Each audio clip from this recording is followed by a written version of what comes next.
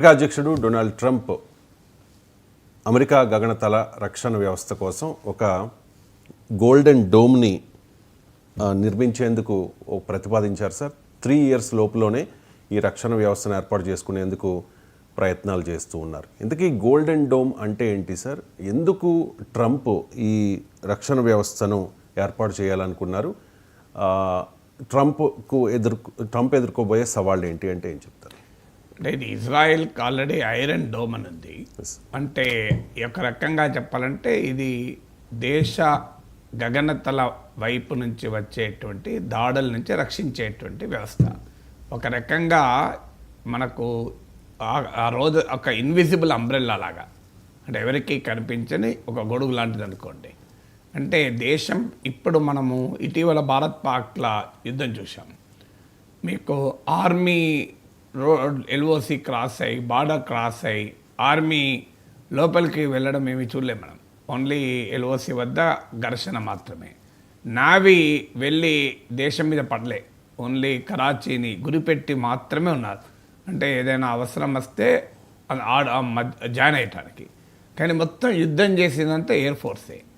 మీకు మన యుద్ధ విమానాలు, మన రాఫెల్ యుద్ధ విమానాలు, పాకిస్తాన్కు చెందిన F-16 యుద్ధ విమానాలు, J-10, JF-17, F-16 American made, J-10, JF-17 Chinese made యుద్ధ విమానాలు, మన ఎయిర్ డిఫెన్స్ వ్యవస్థ, వారి ఎయిర్ డిఫెన్స్ వ్యవస్థలే మాట విన్నాం మనం. సో ఈ ఇండో పాక్ వార్లో కూడా మీరు సమర్థవంతంగా పనిచేసింది ఎయిర్ డిఫెన్స్ అని విన్నాం. అమెరికా తయారు చేసిన F-16 యుద్ధ విమానాలతో, చైనా తయారు చేసిన J-10, JF-17 యుద్ధ విమానాలతో పాకిస్తాన్ మనపైన దాడి చేస్తే భారతదేశం సక్సెస్ఫుల్గా ఆ దాడిని తిప్పికొట్టగలిగింది. డ్రోన్లు, మిసైల్స్ని కూడా తిప్పికొట్టగలిగింది. ఎలా సాధించింది? దాన్ని ఎయిర్ డిఫెన్స్ సిస్టమ్ అంటారు. మన S-400 రష్యా నుంచి దిగుమతి చేసుకున్న ఎయిర్ డిఫెన్స్ వ్యవస్థ, అలాగే దేశీయ ఆకాశ్ ఎయిర్ డిఫెన్స్ వ్యవస్థ రక్షించింది. అదే పాకిస్తాన్ వద్ద చైనీస్ ఎయిర్ డిఫెన్స్ ఉంటే దాన్ని మనం ఛేదించి పాకిస్తాన్ ఎయిర్ బేస్లను కూడా అటాక్ చేయగలిగాం. మన BrahMos missile Chinese made air డిఫెన్స్ను కూడా ఛేదించి నూర్ఖాన్ ఎయిర్ బేస్ని ధ్వంసం చేసింది. సో ఈ వార్లో మనకు ఎక్స్పీరియన్స్ ఏంటి? Air force, air defence. అంటే యుద్ధంలో ఎయిర్ ఫోర్సే క్లీనక్క పాత్ర పోషించవుద్ది. బార్డర్ అండ్ ఎయిర్ఫేర్ మొత్తం మీకు గగనతలం వైపు నుంచే జరుగుతుంది. గ్రౌండ్ ఒకప్పుడు మనకు రాజుల కాలంలో రాజ్యాల మీదకి సైన్యము దండయాత్రగా వచ్చారు. ఇప్పుడు సైన్యం దండయాత్రగా రారు. ఇప్పుడంతా ఆకాశ వీధిన గగనతలంలోనే యుద్ధాలు జరుగుతాయి. ఈవెన్ పూర్వకాలంలో కూడా మీరు గమనించారు, విలువిద్యనే చాలా ఎక్కువ ఉండే పవర్ఫుల్గా. సో అలా గగనతల యుద్ధంగా మారిపోతుంది. ఈవెన్ నిన్న మావోయిస్టుల పైన జరిగిన దాడిలో కూడా ప్రభుత్వం డ్రోన్లను, హెలికాప్టర్లతో సర్వేలెన్స్ చేసింది.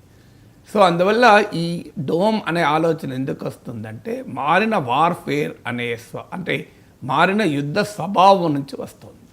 ఇది మన ఇండో పాక్ వారే కాదు, ఇజ్రాయిల్, ఇరాన్ల మధ్య ఘర్షణ చూసాం. ఇరాన్ నుంచి వచ్చిన క్షిపణులన్నిటినీ, హిజ్బుల్లా నుంచి వచ్చిన క్షిపణులను, హూతీ వదిలిన రాకెట్లను, వీటన్నిటినీ కూడా ఇజ్రాయెల్ ఎయిర్ డిఫెన్స్ వ్యవస్థ అయినటువంటి ఐరన్ డోమ్ ఆ దేశంపైకి రాకుండా చాలా మట్టుకు ఆపింది. కొన్ని మాత్రమే టెల్ అవీవ్లో, ఇతర చోట్ల పడ్డాయి. సో అందువల్ల ఈ ఎగ్జాంపుల్ మనకి ఏం చేస్తుంది? ఒక రాబోయే కాలం అంతా గగనతల యుద్ధం, అంటే ఆకాశ వీధి నుంచే యుద్ధం వస్తుంది, స్కైస్ నుంచి వార్ వస్తుంది. దీన్ని ప్రొటెక్ట్ చేసే వ్యవస్థలే ఎయిర్ డిఫెన్స్ వ్యవస్థ. అంటే దాడి చేసటానికి మన పైకి వస్తున్న మిసైల్స్ను, డ్రోన్లను, రాకెట్లను ముందుగానే గుర్తించి ఇంటర్సెప్ట్ చేసి వాటిని జామ్ చేయడము లేదా డిస్ట్రాయ్ చేయడం. అంటే డిటెక్ట్, డిసైడ్ అండ్ డిస్ట్రాయ్ అని 3 పదాలు ఉంటాయి. D3. డిటెక్ట్, వాటిని గుర్తించడం, ఎక్కడి నుంచి వస్తుంది, ఎంత వేగంగా వస్తుంది, ఏ ట్రాజెక్టరీలో వస్తుంది, ఎక్కడ టార్గెట్ అటాక్ చేయొచ్చు. తర్వాత డిసైడ్, వాటిని ఎప్పుడు ఏది ఫైర్ చేసి ఎప్పుడు ఎక్కడ దాన్ని అడ్డుకోవాలి, ఇంటర్సెప్ట్ చేయాలి, వాటిని ఎలా జామ్ చేయాలి. తర్వాత డిస్ట్రాయ్, వాటిని ధ్వంసం చేయడం. అంటే ఈ వ్యవస్థను మనకు డోమ్ వ్యవస్థ అంటారు. ఇజ్రాయెల్కి ఐరన్ డోమ్ ఉంది కనుక అమెరికా గోల్డెన్ డోమ్ అని పేరు పెట్టింది. ఈ గోల్డెన్ డోములో 3 పార్ట్స్ ఉంటాయి. మొదటిది స్పేస్ బేస్డ్ సర్వేలెన్స్ ఉంటుంది. అంటే అమెరికా వైపు వచ్చేటువంటి ప్రతి రాకెట్ను, ప్రతి యుద్ధ విమానాన్ని, ప్రతి మిసైల్ను, ప్రతి డ్రోన్ను సర్వేలెన్స్ చేస్తారు. అంటే ఏది అమెరికా వైపు వస్తుంది. దీనికి ప్రపంచవ్యాప్తంగా ఉపగ్రహ వ్యవస్థ పెడతారు. అంటే వరల్డ్ గ్లోబల్ శాటిలైట్స్ భూమి ఇప్పుడు ఎలాగైతే మీకు ఒక ఉదాహరణ స్టార్లింక్ ఎట్లా పనిచేస్తుంది, మన స్పేస్ ఎక్స్ వాళ్ళది ఇలా వస్తుంది. స్టార్లింక్ మీరు రిమోట్ ఏరియాస్లో కూడా ఇంటర్నెట్ సేవలు వస్తాయి. అసలు కంప్లీట్గా కేబుల్స్ లేని ఏది లేని యుద్ధ వాతావరణంలో కూడా ఇంటర్నెట్ వస్తుంది. డిజర్ట్లో కూడా ఇంటర్నెట్ వస్తుంది. కారణం ఏంటంటే వాళ్ళు ఉపగ్రహాల ద్వారా ఆ సేవలు అందిస్తారు. అంటే స్పేస్ ఎక్స్ కంపెనీ ప్రపంచవ్యాప్తంగా శాటిలైట్స్ పెట్టి ఆ శాటిలైట్ ద్వారా భూమిపైన ఏ మూలలకైనా ఇంటర్నెట్ సేవలు అందిస్తున్నారు. అలాగే ఈ గోల్డెన్ డోమ్ ప్రాజెక్ట్లో భాగంగా మొదటి అంశం ఏంటంటే మొదటి అంగం, ద ఫస్ట్ పిల్లర్ ఏంటి అంటే భూమి యావత్తును కవర్ చేసే రీతిలో గగనతలంలో ఉపగ్రహాలు పెడతారు. దాంతో ప్రపంచము భూమిపైన ఎక్కడి నుంచి ఏ చిన్న రాకెట్, మిసైల్, మీకు డ్రోన్ ఏది వచ్చినా దాన్ని గుర్తిస్తుంది. ఇక ఈ ఎయిర్ డిఫెన్స్ కూడా ఛేదించి వెళ్ళేటివి కూడా ఉంటాయి. ఇప్పుడు పాకిస్తాన్ ఎయిర్ డిఫెన్స్ను ఛేదించి పాక్ రేడార్లను కూడా గుర్తించకుండా మన బ్రహ్మోస్ మిసైల్ వెళ్ళి కొట్టేసింది. సో అది వేరే విషయం. కానీ మొదటి డైమెన్షన్ ఏంటంటే ఈ స్పేస్ అంతా కవర్ చేసే శాటిలైట్స్. రెండవది గ్రౌండ్ పైన గగనతలంలో మిసైల్స్ పెడతారు. అంటే మిసైల్స్ కావచ్చు, లేజర్ కూడా ఇవాళ వెపన్గా వాడుతున్నారు. సో మిసైల్స్, లేజర్ వెపన్స్ గగనతలంలో మోహరించి ఉంటాయి. అంటే ఎప్పుడైతే శాటిలైట్ ఇంకో పలానా రాకెట్ అమెరికా మీదకి దూసుకొస్తుంది, పలానా మిసైల్ దూసుకొస్తోంది అని గుర్తించడంతోనే దాన్ని జామ్ చేయడానికో అటాక్ చేయడానికి క్లియర్గా మిసైలు భూమి మీదకి వెళ్ళి సిద్ధంగా ఉంటుంది, అమెరికా గడ్డ మీదకి వెళ్ళి గగనతలంలో కూడా సిద్ధంగా ఉంటుంది. ఇది రెండవది. అంటే space base, ground base, missile infrastructure. మూడవది అమెరికాలో వివిధ ప్రాంతాల్లో ఉండే ఆర్టిఫిషియల్ ఇంటెలిజెన్స్ కమాండ్ సెంటర్స్ ఉంటాయి, ఏఐ కమాండ్ సెంటర్స్. ఈ ఏఐ కమాండ్ సెంటర్స్ ఏం చేస్తాయంటే ఎప్పటికప్పుడు శాటిలైట్స్ పంపించే డేటాను, ఇతరత్రా డేటాను రియల్ టైంలో ఎనలైజ్ చేస్తూ ఎక్కడి నుంచి ఈ మిసైల్ వస్తోంది, ఏ ట్రాజెక్టరీలో వస్తోంది, అంటే ఏ మార్గం ద్వారా అమెరికా వైపు వస్తోంది, ఎంత వేగంగా వస్తోంది, ఎక్కడ అటాక్ చేయొచ్చు గుర్తించి దాన్ని ఎక్కడ కొడితే అది పడిపోతుందో చెప్తుంది. ఇది ఏఐ కమాండ్ సెంటర్. ఇటీవల మనం భారతదేశం కూడా ఆపరేషన్ సింధూర్లో ఏఐ వాడాం, డిఫెన్స్లో వాడాం, అఫెన్స్లో వాడాం. ఇప్పుడు రేడార్ యుద్ధ విమానాల్లో అమర్చినటువంటి రేడార్ లాంటి వ్యవస్థలు పాకిస్తాన్ ఎయిర్ డిఫెన్స్ వ్యవస్థలో ఉన్న ఎయిర్ డిఫెన్స్ వ్యవస్థను స్కాన్ చేసి ఆ వ్యవస్థ మళ్ళీ ఆర్టిఫిషియల్ ఇంటెలిజెన్స్ ద్వారా దాన్ని రియల్ టైంలో ఎనలైజ్ చేసి పైలట్లకు గైడెన్స్ ఇచ్చింది. ఎక్కడ కొడితే పాకిస్తాన్ ఎయిర్ డిఫెన్స్ వీక్ ఉంది, ఏ పాయింట్లో కొట్టాలి అని పైలట్లకు గైడెన్స్ ఇచ్చింది. ఇది అఫెన్స్లో. డిఫెన్స్లో కూడా ఏంటంటే భారతదేశంలో ఉన్న ఎయిర్ డిఫెన్స్ వ్యవస్థలో వాడిన ఈ ఆర్టిఫిషియల్ ఇంటెలిజెన్స్ పాకిస్తాన్ నుంచి వచ్చేటువంటి మిసైల్స్, డ్రోన్లు ఏ మార్గంలో ఎంత వేగంగా వస్తున్నాయి, ఎక్కడ వచ్చి తాకవచ్చు గుర్తించి వాటిని ఎక్కడ అటాక్ చేస్తే, ఏ మార్గంలో వెళ్ళి అటాక్ చేస్తే అది డిస్ట్రాయ్ చేయొచ్చు అని ఆర్టిఫిషియల్ ఇంటెలిజెన్స్ ఆల్గరిథమ్స్ రియల్ టైంలో మన ఎయిర్ ఫోర్స్కు, మన ఆర్మ్ ఫోర్సెస్కు గైడెన్స్ ఇచ్చింది. సో మనం ఇది చేసాం. ఇదే ఇంతకన్నా చాలా అడ్వాన్స్ కంట్రీ కదా అమెరికా. సో అందువల్ల ఏఐ కమాండ్ సెంటర్స్ 3. అంటే ఒకటి భూమి అంతా, గగనతలం అంతా కవర్ అయ్యేలా శాటిలైట్స్, 2 భూమిపైన ఆకాశాన ఉండే మిసైల్స్, 3 ఏఐ కమాండ్ సెంటర్స్. ఈ 3 రకాల వ్యవస్థ కలిపితే గోల్డెన్ డోమ్ అంటారు. అంటే ఒక రకంగా అమెరికా వైపు ఏది కూడా రాకుండా, ట్రంపే చెప్పాడు, భూమి అటువైపు నుంచి వచ్చిన, అంటే అమెరికా ఇటువైపు ఉంటే ఇంకో వైపు నుంచి వచ్చినా కూడా ఏమీ చేయలేని పరిస్థితి.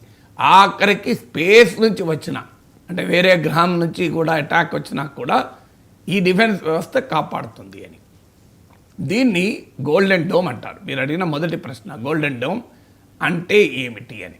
ఇక రెండవది, ట్రంప్ ఎందుకు ఆలోచిస్తున్నాడు దీనికి?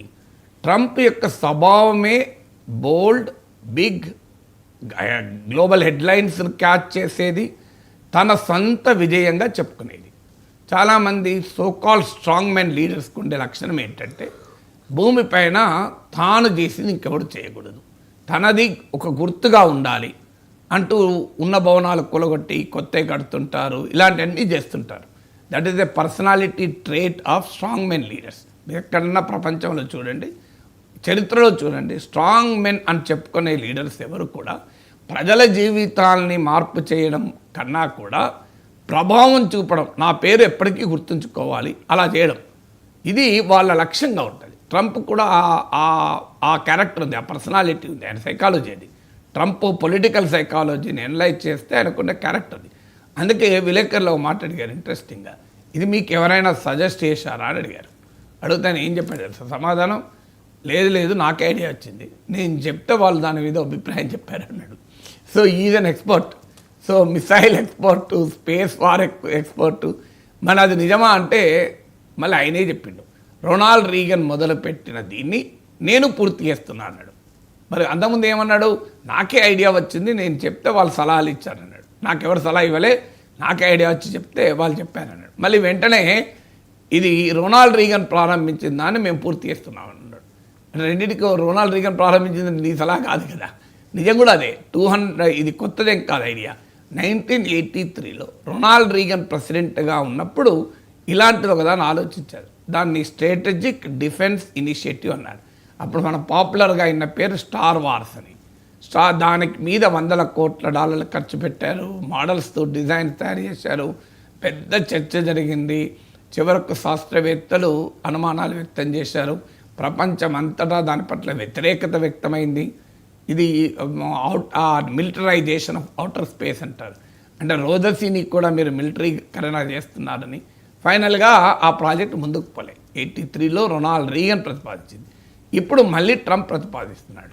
So Trump loves big things, Trump loves bold things. Big బోల్డే కాదు, ట్రంప్కు అత్యంత ఇష్టమైనది బిజినెస్. సో మనమేమో దీంట్లో మిలిటరైజేషన్ ఆఫ్ అవుటర్ స్పేస్ చూస్తాం. ట్రంప్ దీనిలో అద్భుతమైన బిజినెస్ ఆపర్చునిటీ ఇస్తాడు. ట్రంప్ మీరు ఎక్కడైనా చూడండి ఆయన వ్యాపార కోణమే. అది రష్యా యుక్రెయిన్ వార్ అంటే ఉక్రెయిన్లో ఉన్న మినరల్స్ గురించి మాట్లాడతాడు. ఇండియా పాక్ ఘర్షణ అంటే ట్రేడ్ గురించి మాట్లాడతాడు. నేను ట్రేడ్ ఆపుతానంటే వాళ్ళు యుద్ధం ఆపారు, నేను యుద్ధం చేస్తే ఎక్కువ ట్రేడ్ ఇస్తానని అంటాడు. గాజాలో మానవ మారణహోమం జరుగుతుంటే దాన్ని రియల్ ఎస్టేట్ రిసార్ట్ అంటాడు అందరినీ పంపించి.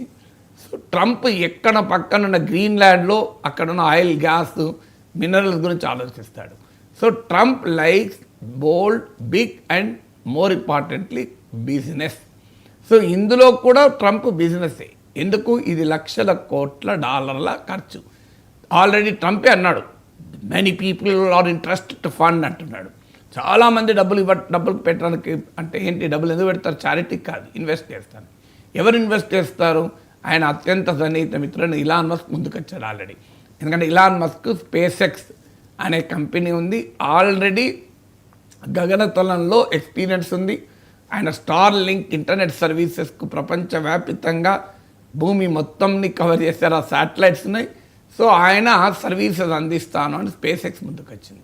అలాగే లాకీడ్ మార్టిన్ అని ఇలాంటి మిలిటరీ ఇండస్ట్రియల్ కాంప్లెక్సెస్ అమెరికన్ ఎకానమీని శాసించేటువంటి ఒక కీలకమైన వ్యవస్థ. అమెరికాలో ఇన్ఫర్మేషన్ టెక్నాలజీ కాదు, మిలిటరీ ఇండస్ట్రియల్ కాంప్లెక్స్. ఐజెన్హోవర్ అనే అమెరికా అధ్యక్షుడు 1960sలో అనుకుంటా, సబ్జెక్ట్ కరెక్షన్, వాడిన పదం ఇది, మిలిటరీ ఇండస్ట్రియల్ కాంప్లెక్సెస్. వాడుడే కాదు, వార్న్ చేశాడు కూడా.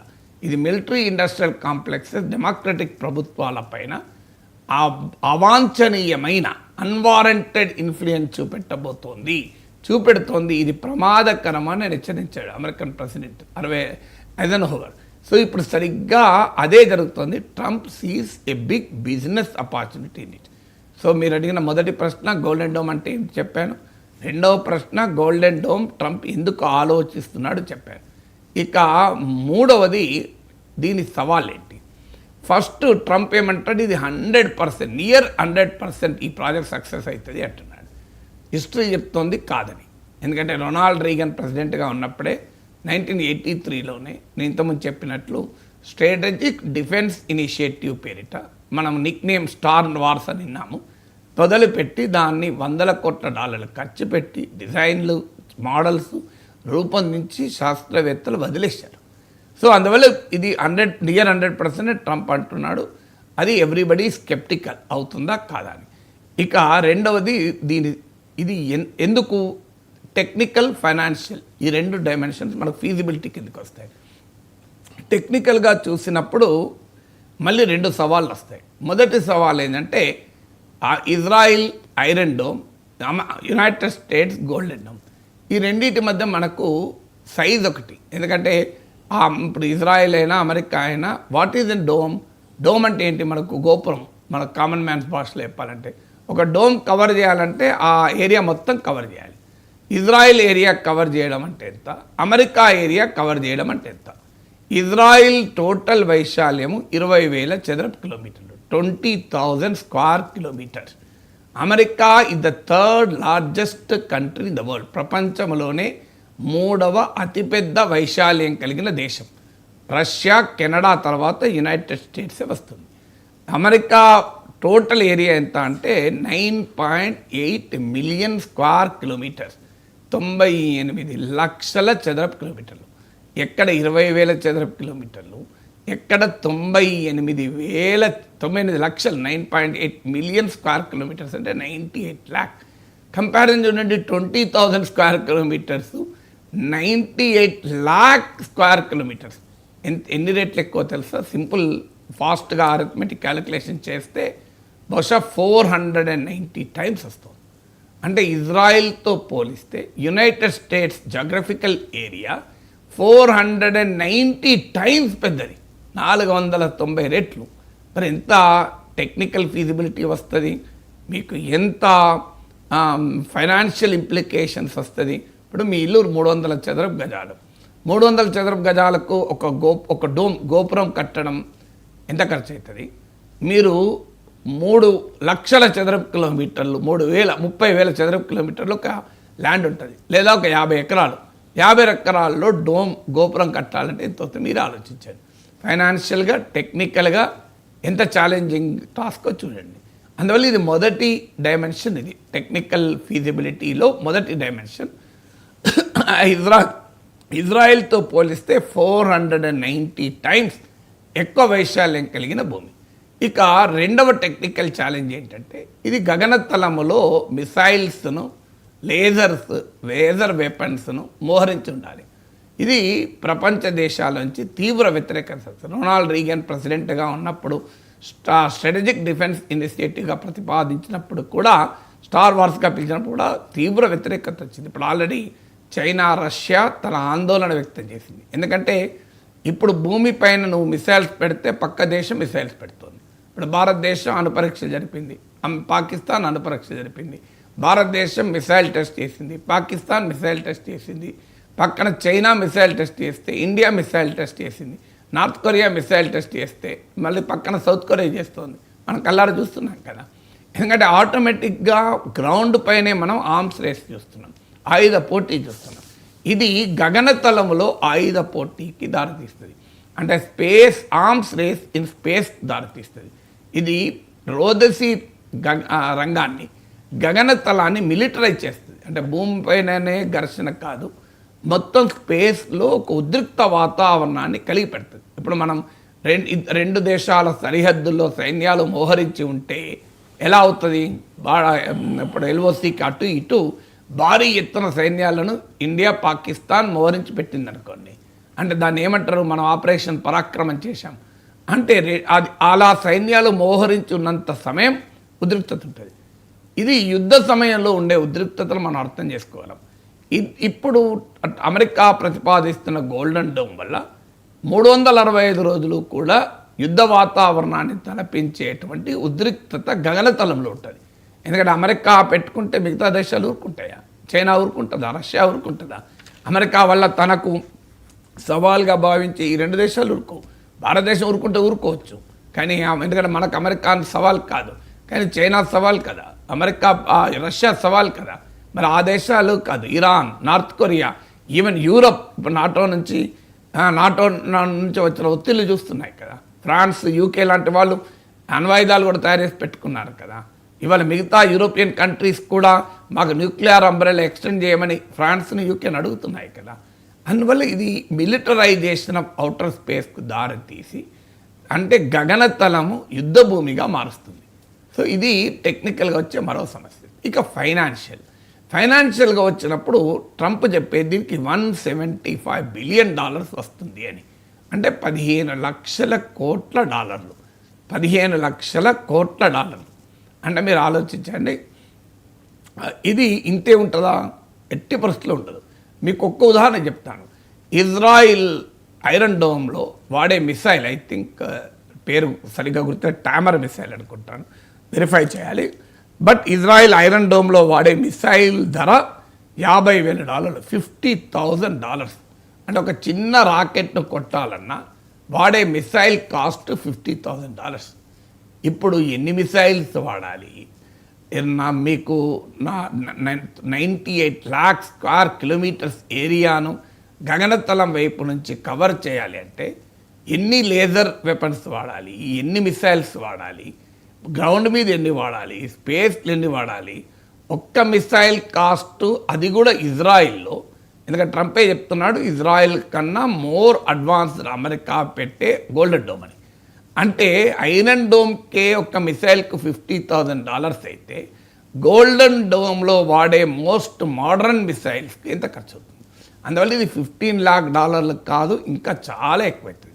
ఆల్రెడీ అమెరికన్ ఎకానమీ తీవ్రమైన ప్రెషర్లో ఉంది. నాకు గుర్తున్నంత వరకు American economy, America GDP $29 trillion. ఇప్పుడు మన ఇండియా జీడిపి అరౌండ్ $4 ట్రిలియన్. అంటే $1 ట్రిలియన్ అంటే $1,00,000 కోట్ల. సో మన జీడిపి $4 ట్రిలియన్ అయితే, subject to correction, America GDP $29 trillion. కానీ అమెరికా డెట్ ఎంత తెలుసా? $36 ట్రిలియన్. అంటే అమెరికా జీడిపి కన్నా గణనీయంగా ఎక్కువగా మీకు అమెరికా డెట్ ఉంది. ఆల్రెడీ అమెరికన్ డెట్ పెరుగుతున్న అమెరికా ప్రభుత్వ ఫెడరల్ డెఫిసిట్ కూడా 6.9% ఉంది. మీకు ఇది 9%కు మారుతుంది 2000 త్వరలో అని చెప్పి అంచనాలు వస్తున్నాయి. సో ఈ డెట్ పెరగడం వల్ల ప్రపంచంలో టాప్ రేటింగ్ ఏజెన్సీస్ అన్నీ అమెరికాకుండే సుప్రీం రేటింగ్ను తగ్గించాయి. ఈ రేటింగ్ ఏజెన్సీలు క్రెడిట్ వర్తీనెస్ అంటారు, అంటే ఆ దేశానికి అప్పు ఇవ్వచ్చా ఇవ్వకూడదా అని. అలా క్రెడిట్ రేటింగ్లు ఇచ్చే ఫిచ్, S&P అండ్ మీకు మూడీస్. S&P 2011లోనే అమెరికన్ క్రెడిట్ రేటింగ్ను తగ్గించారు. అంటే హైయెస్ట్ ఉండే ఇదొక AAA అని. సో ఇప్పుడు తగ్గించారు. లేటెస్ట్గా మూడీస్ తగ్గించారు, ఫిచ్ తగ్గించింది. అందరూ చెప్పింది ఏంటి?